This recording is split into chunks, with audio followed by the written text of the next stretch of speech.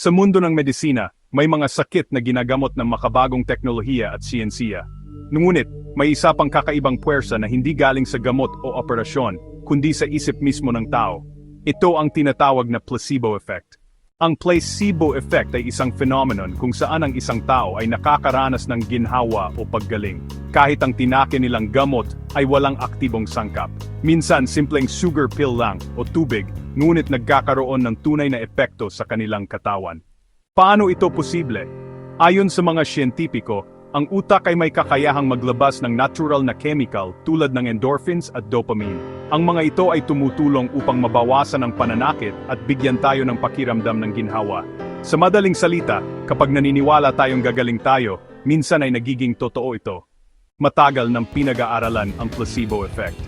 Sa mga clinical trials, karaniwang binibigyan ang ilang pasyente ng totoong gamot, habang ang iba naman ay placebo.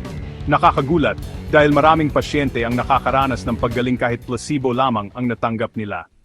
Sa kalusugan, ang epekto ng placebo ay makikita sa iba't ibang paraan. Pagbaba ng stress at anxiety, pagbawas ng pananakit ng katawan, pagpapabuti ng pagtulog at mood, ngunit may hangganan ito.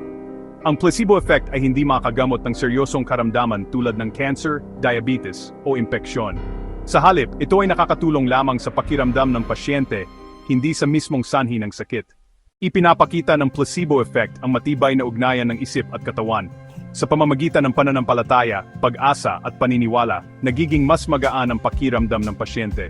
Minsan, sapat na ang simpleng kumpiyansa ng doktor o ang tiwala ng tao sa sarili upang magsimulang gumaling. Sa huli, ang placebo effect ay paalala na hindi lamang gamot at teknolohiya ang susi sa kalusugan. Malaki rin ang papel ng ating isipan. Sapagkat minsan, ang paniniwala ay nagiging kapangyarihan.